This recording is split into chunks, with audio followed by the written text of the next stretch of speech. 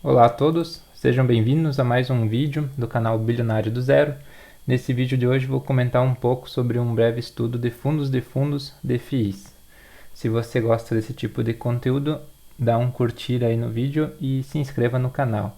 Aqui também a gente faz, além desse tipo de estudo, acompanhamento da carteira, que é uma carteira real de investimentos que eu venho aplicando já há quase 5 anos. Buenas. Esse estudo aqui é uma continuação de um breve estudo que foi realizado no ano passado. Ano passado eu estava revisando a minha carteira de fundos de investimento imobiliário e eu estava pensando em procurar alguns fundos de fundos para adicionar na carteira ou até mesmo para de repente simplificar e em vez de ter vários FIIs, ter 2 ou 3 fundos de fundos que vão ter vários FIIs, né? Dar uma simplificada na gestão. E aí o estudo ficou até bem legal aqui, fiz bem bem um resumo assim dos fundos de fundos que tinha na época, peguei os dados de cotação, PVP, valor de mercado e liquidez do site Fundamentos e outros dados eu busquei nos relatórios gerenciais de cada fundo de fundo. E aí aqui algumas informações que eu acho bem interessante para você analisar é a questão de liquidez, né, quanto que é o volume médio negociado, a questão das taxas, que você vai pagar uma taxa dupla, na verdade, né? Porque esses FIIs aqui eles já têm uma taxa de gestão e você vai pagar mais um gestor, né? Mais uma taxa para selecionar esses FIIs aqui. E aqui na época eu tinha separado a questão do percentual que cada fundo tinha, por exemplo, em FIIs e se tinha um percentual em FIIs de papel ou então em CRIs, né? E aí ficou um pouquinho confuso até aqui essa informação, que tem alguns que estão meio estranhos, né? Por exemplo, esse TIP aqui, na verdade, ele é 100% FIIs de CRI, né? Mas ele tinha ali 99% aplicado em FIIs, ficou 99,100, ficou meio esquisito. Mas poderia ter colocado zero aqui, tipo se fosse FIIs de tijolo, né? Mas enfim, esse aqui foi um estudo bem rapidão, assim, que foi feito no ano passado.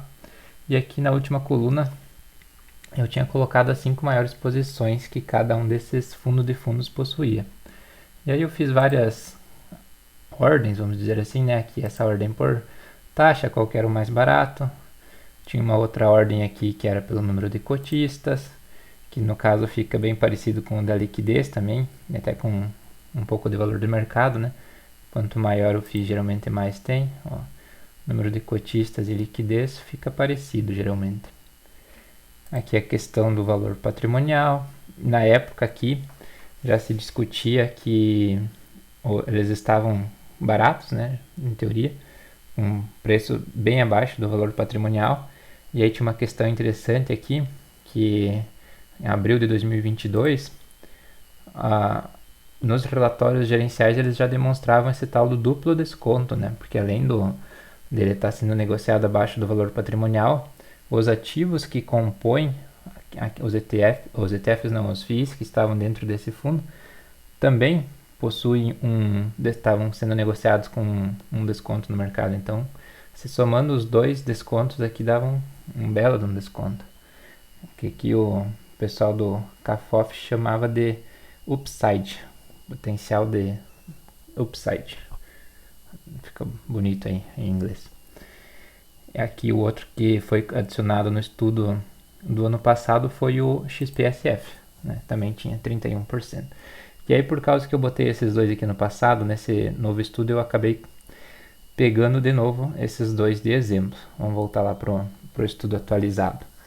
Então aqui a metodologia dessa vez foi um pouco diferente. Ao invés de eu pegar os dados lá do Fundamentos, eu achei uma tabela no site Clube FI que tinha vários fundos de fundos. E aqui já tinha bastante informação, né? Já tinha o código, já tinha valor patrimonial, valor de mercado, a variação no ano, variação, o yield nos 12 meses, o PVP, cotistas, várias coisas aqui, liquidez média diária do mês atual, né? E aí com isso aí eu copiei essa tabela aqui e depois fui preenchendo o resto. Então aqui só para demonstrar a metodologia, né, como que eu fiz, então foi essa cópia aqui. Aí eu acabei eliminando alguns FOFs que não tinham liquidez, tinha uma liquidez muito baixa, e ainda ficou alguns que também têm uma liquidez baixa, mas pelo menos tinham negociação, porque aqui na lista tinha alguns que não tinha nada, ó, nenhum negócio. Então esses aí eu acabei eliminando do estudo, né? Porque se não tem negócio, você não tem como comprar. Não vale nem a pena estudar, né?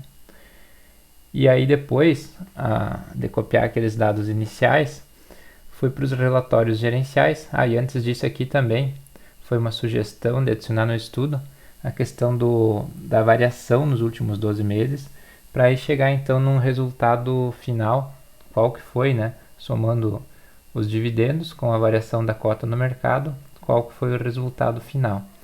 E esse aqui foi a principal alteração em relação ao estudo do ano anterior. Foi a adição dessa informação aqui do resultado total nos últimos 12 meses. Aqui a gente pode ver já o resultado.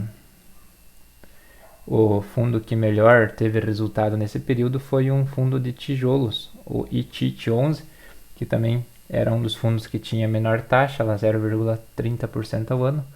Ele é da Inter, o gestor também é da Inter. E o engraçado foi que ele foi o que teve o menor yield nesse período aqui, até o dia 20 de fevereiro. Então, mesmo ele sendo o menor yield, como ele foi um dos poucos que ficou positivo nesses 12 meses, somando os dois aqui ele ficou em primeiro lugar, com um retorno total de 15,68%. Praticamente todos os fundos de fundos nesse período tiveram uma desvalorização, tiveram uma queda no valor das suas cotas. Então aquela questão do duplo desconto já está hoje maior do que estava um ano atrás em alguns casos. Aqui na sequência tem um gráfico aqui demonstrando o ranking, né? Você vê que a questão do yield aqui varia aqui de uns 10 a 15%, não muda muito, mas a variação tem alguns aqui que caíram muito, mais de 20%, né, que ficaram lá no final. E os poucos que caíram um pouquinho, ou então aqui teve dois que valorizaram, o ITIT e o Kizu, esses aí acabaram ficando melhor colocados nesse ranking aí do resultado total nesse período dos 12 meses. Aqui mais um gráfico, a média do retorno desses fundos de fundos nos últimos 12 meses foi de 2,83%.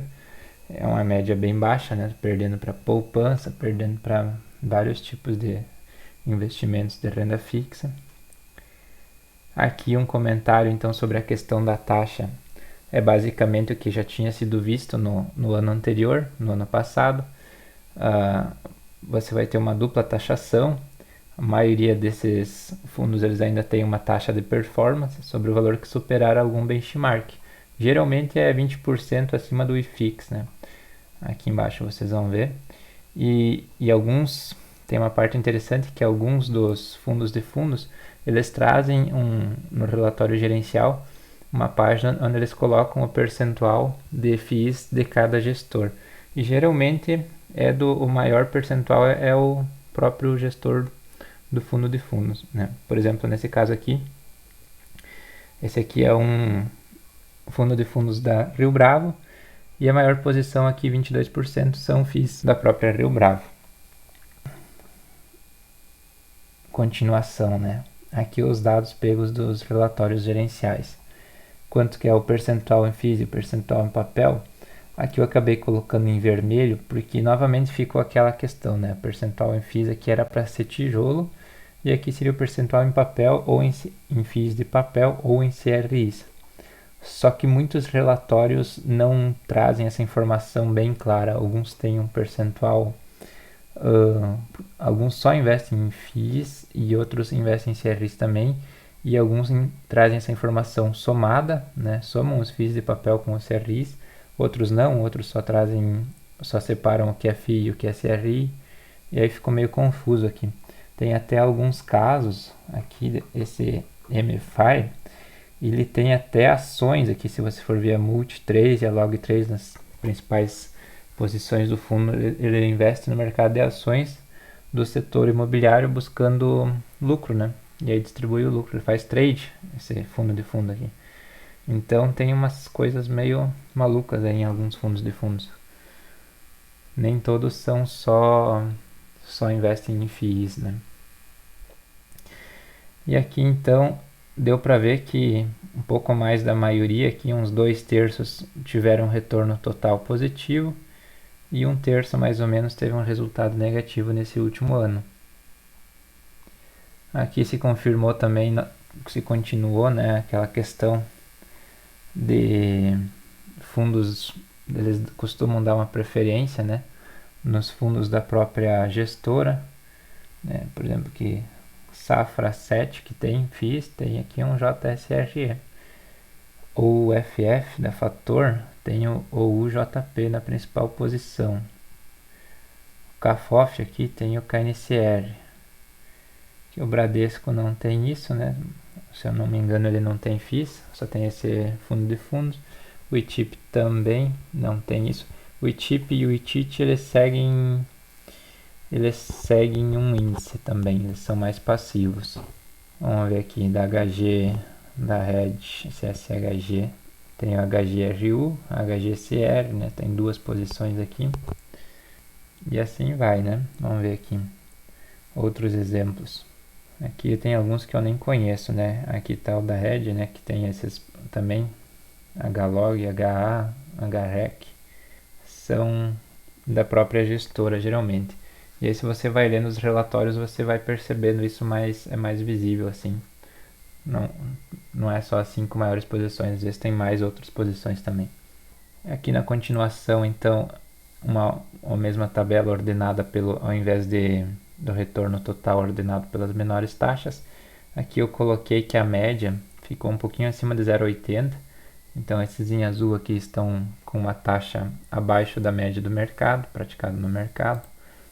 Aqui um gráfico das taxas, né? As menores taxas aqui, da menor para maior. Questão do PVP também. Aqui tem uma questão interessante, né? Se a gente voltar aqui para o primeiro gráfico aqui do ITIT, que foi o que ficou em primeiro lugar, aqui o SNFF da Suno ficou em quinto. E aí, se você for ver a questão do PVP, o SNFF ele já está praticamente em 1. Ele está sendo negociado no valor patrimonial dele. E o ITIT também está quase em 1. Então, eles estão com vamos dizer assim, um potencial de upside, como dizia lá o outro gestor, muito menor do que os outros. Eles nesse último ano eles já estão valorizados praticamente no que eles valem. Então, se você fosse hoje querer comprar, olhando, vamos ver qual que é o que teve o melhor retorno e comprar esse, talvez não vai ser o que vai ter o melhor retorno nos próximos 12 meses, porque eles já estão negociados próximo do que eles valem. Então, teria só aquela questão ainda do desconto nos FIIs que eles têm, né, em carteira, que ainda poderia subir um pouco mais.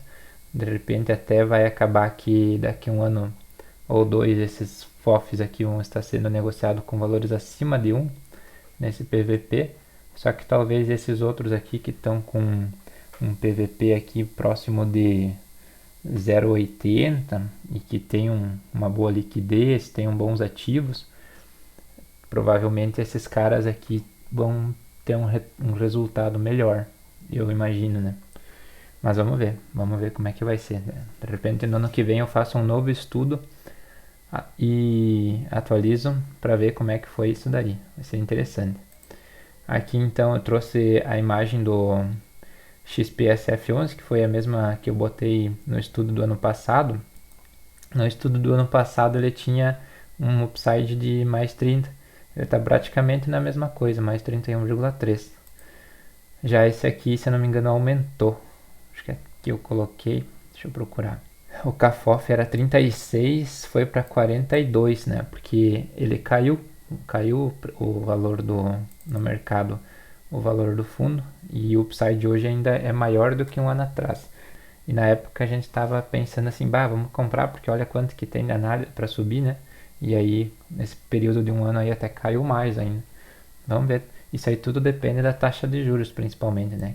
Enquanto a taxa de juros Selic estiver em 13,75 e tiver títulos do Tesouro IPCA pagando IPCA mais 6,5, 6,4 ao ano, o pessoal vai acabar dando uma preferência para a renda fixa, que é muito mais segura, e aí o mercado faz com que esses ativos caiam para ter um prêmio de risco, vamos dizer assim, em cima da renda fixa. você vai querer ganhar pelo menos um pouquinho a mais do que na renda fixa para correr o risco de investir na renda variável, né?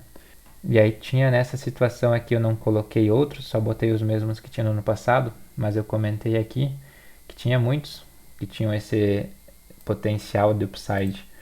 Que o HGFF coloquei tinha 36 também, CRFF tinha 43%, tinha um da Caixa aqui que tinha 57,3%. Aqui algumas observações e achados interessantes. O do Bradesco, o Bessia, eu gostei bastante do relatório gerencial deles e eles têm um canal no YouTube onde eles explicam também os principais pontos do relatório.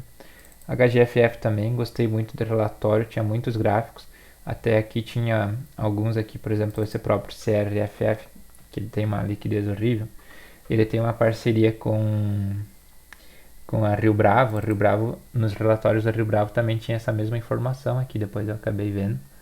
Mas eles aqui trouxeram uma questão, justamente essa questão da taxa Selic, né, as perspectivas para ela, para 2024, 2025, no ano que vem, daqui um ano ou dois, é para cair aqui para cerca de 8%. E aí vai voltar aqui mais ou menos na mesma faixa aqui de 2021 ou então 2017. E com isso, os preços desses fundos de fundos e os fundos imobiliários, eles tendem a voltar com um valor PVP próximo dessas épocas aqui, ou seja, vai subir bastante, né? O GCFF11, eles tinham uma coisa interessante também, que eles não cobram a taxa de gestão na parcela que eles alocam nos fundos geridos pela própria gestora. Então, no caso ali, se eles compram FIIs que são eles mesmos que fazem a gestão, nesses FIIs eles não cobram a taxa, então não tem a dupla taxação nessa parte. Aqui, inclusive, a maior posição desse FOF aqui é num fundo deles mesmos, no GCR11. Também aqui algum outro achado que eu vi foi no relatório do OUFF, a questão da evolução do mercado. O tamanho do mercado aqui em 2019 disparou, né? A questão do número de investidores também subiu muito aqui de 2019 para 2022. E uma questão aqui que caiu em 2022 foi a questão da liquidez. Mas o mercado ainda continuou crescendo, apesar de crescer um pouquinho menos. Até aproveitar aqui, daqui a uns dias começa a época de declaração de imposto de renda, a Receita Federal viu que 80% deles investiu pequenos valores às vezes menos de R$1.000. E aí eles mudaram a regra da obrigatoriedade para declaração, que antes, se você tivesse uma ação, comprou uma ação no ano ali, você era obrigado a declarar por causa disso. Mesmo que você não tivesse uma receita lá que te obrigasse a declarar, não tivesse outros bens, né? Qualquer negociação que você fizesse antes, você era obrigado a declarar, fazer a declaração do imposto de renda. Agora, para esse ano, eles mudaram isso daí. Agora você tem que ter tido lucro, ou então tem que ter tido vendas acima de 40 mil no ano. Então deu para tirar um pouco a obrigatoriedade desse pessoal que a grande maioria provavelmente são jovens, né? Pessoas bem jovens que estão no seu primeiro emprego ali e já estão com a mentalidade de investir em bolsa. E aí estão ali fazendo pequenos aportes na bolsa. E eles provavelmente não seriam obrigados a declarar imposto de renda e talvez eles nem saibam que em negociações tem que declarar. Então, para evitar problemas, a Receita já deu uma facilitada nisso daí. Né? Algumas coisas boas eles estão fazendo. Aqui um outro comparativo, aqui um achado interessante, o da Safra, JSAF11, ele também fez um estudo, só que ele teve um estudo diferente. Ele pegou o ano de 2022, do comecinho até o final do ano, e ele utilizou no comparativo o valor da cota patrimonial mais os rendimentos dividido pela cota patrimonial do final do ano anterior, né? E aí com isso ele chegou num resultado onde aqui, né, no caso eles fizeram um estudo utilizando 20 FOFs, não pegaram todos, mas entre os 20 que eles selecionaram, o JSAF foi o que teve o melhor retorno na questão da valorização do patrimônio e somando rendimentos, foi o que mais subiu, 7,8% em 2022. E na média, o retorno desses 20 que eles selecionaram ficou em 2,54%. É uma metodologia um pouco diferente, o período do estudo também foi diferente, mas a média aqui ficou parecida, né? Aqui ficou 2,54 e nós tínhamos uma média de 2,83. Então esse é o retorno médio. Se você fosse comprar todos esses fundos de fundos, ficaria com um retorno bem baixinho, né? Então, analisando pela questão do retorno, eu acho que hoje não, assim, nesse período pelo menos não foi muito vantagem você investir nesse mercado de fundo. Um outro FOF que também teve o próprio estudo e no seu estudo também foi o campeão foi o GCFF11. Mas esse aqui eu não entendi bem qual é que foi a fórmula que ele utilizou aqui. Utilizou 18, né? Um pouco menos de fundos, selecionou 18 e pelo que deu para entender aqui também utilizou a questão do valor patrimonial na fórmula, o valor do rendimento, mas aqui ele tem a questão do preço do mercado, do desconto. Aqui embaixo ele deu uma explicaçãozinha. Variação patrimonial, somado aos rendimentos e amortizações. Para mim não ficou bem claro aqui como é que foi que ele fez. Enfim, vale a pena investir em FOFs? Essa aí é a questão final, né? Eu até hoje não me convenci de investir neles devido à questão da dupla taxação e devido à complexidade do assunto. Eles investem geralmente em alguns, a maioria deles, né, naquelas ofertas que são chamadas as 476, que o investidor em geral não consegue participar, né, somente investidor qualificado. Por isso às vezes tem aqui nas 5 maiores posições tem algumas coisas que eu nem sei o que são, né? Mas por exemplo esse BCFF11, eu não sei o que é REP e IRIN, né? Até o CNIP eu sei qual que é, mas tem algumas coisas que tipo esse aqui tem FL2, esse outro aqui tem um negócio a prazo ali que eu não sei o que é. Vários deles tem coisas que eu não sei o que é, que provavelmente são ofertas ou negócios mais complicados e que o investidor normal não teria como investir.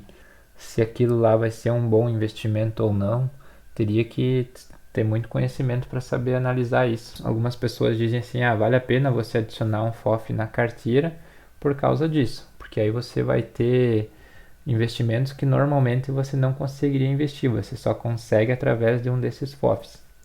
Mas é complexo. Você vai investir num negócio que você não entende, provavelmente.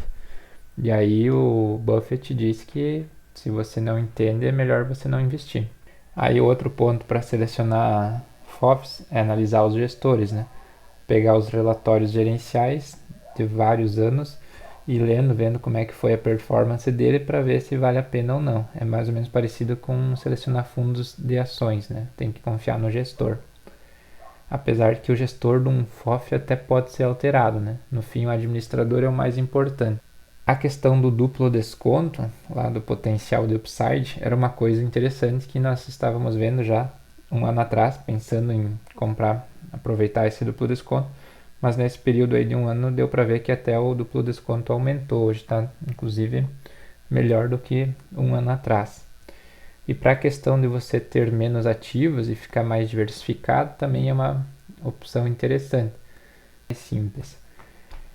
Eu particularmente ainda não me convenci, conforme eu coloquei aqui, ainda estou estudando esse assunto, pensando se invisto nisso ou não. E até eu trouxe aqui alguns dados da minha própria carteira. Aqui nesses últimos 12 meses, os resultados com FIIs foi de 7%. Então a minha carteira ficou bem acima da média dos 2,83% que deu nesse estudo. Também ficou acima do IFIX, que deu 2,34%. Ainda perdemos feio para o CDI, que deu 12,9% nesse período. Isso no prazo dos últimos 12 meses, que é o prazo que foi feito esse estudo.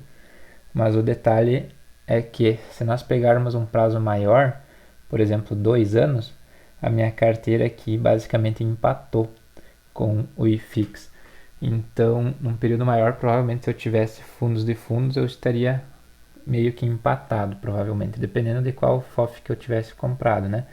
E tem uma outra questão que eu não coloquei aqui, mas se eu pegar os meus investimentos em FIIs desde o comecinho, com certeza eu estaria perdendo para o IFIX e provavelmente perdendo para alguns FOFs, talvez não todos, porque tem alguns bem ruins. Quando eu comecei a investir, uma das primeiras coisas que eu comprei foi o XPCM11, que foi um dos FIIs que deu problema. Ainda foi sorte que deu bem no comecinho, tinha acho que 2 ou 3 cotas, não eram muitas. Mas isso fez a minha rentabilidade cair bastante quando eu pego esse gráfico só de FIIs.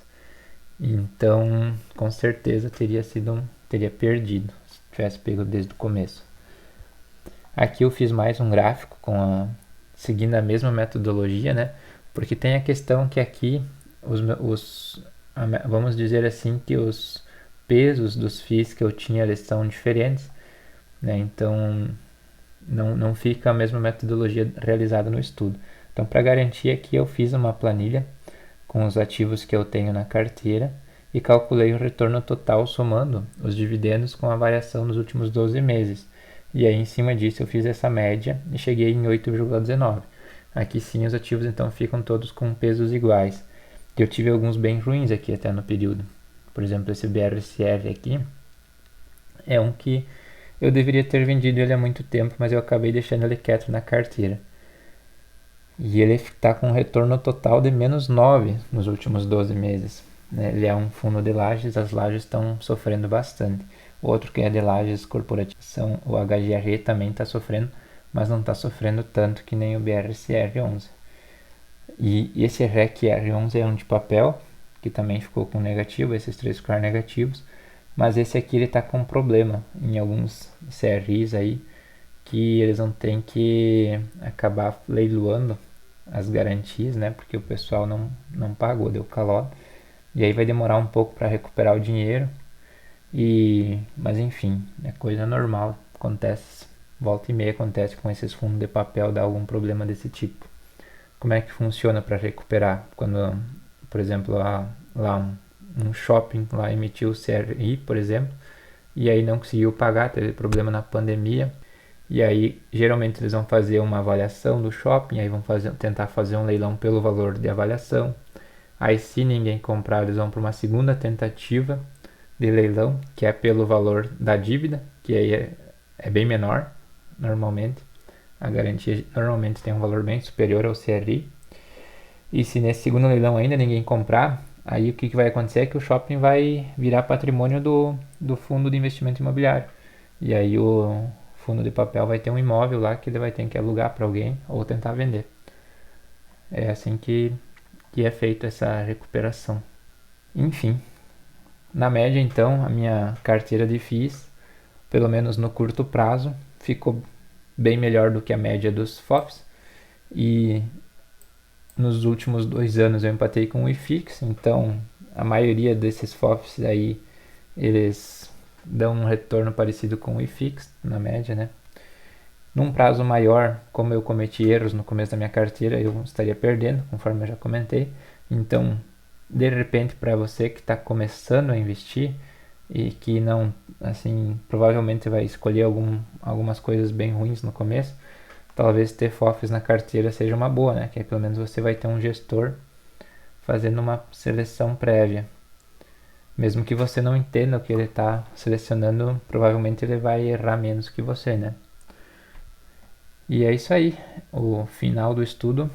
Se você conseguiu me aguentar até aqui, muito obrigado e parabéns para você também, que está buscando mais conhecimento. Lembrando que nada que você viu aí desses fundos de fundos, nem nos meus FIIs, é uma recomendação de compra nem venda. Eu não sou analista, não posso fazer nenhum tipo de recomendação.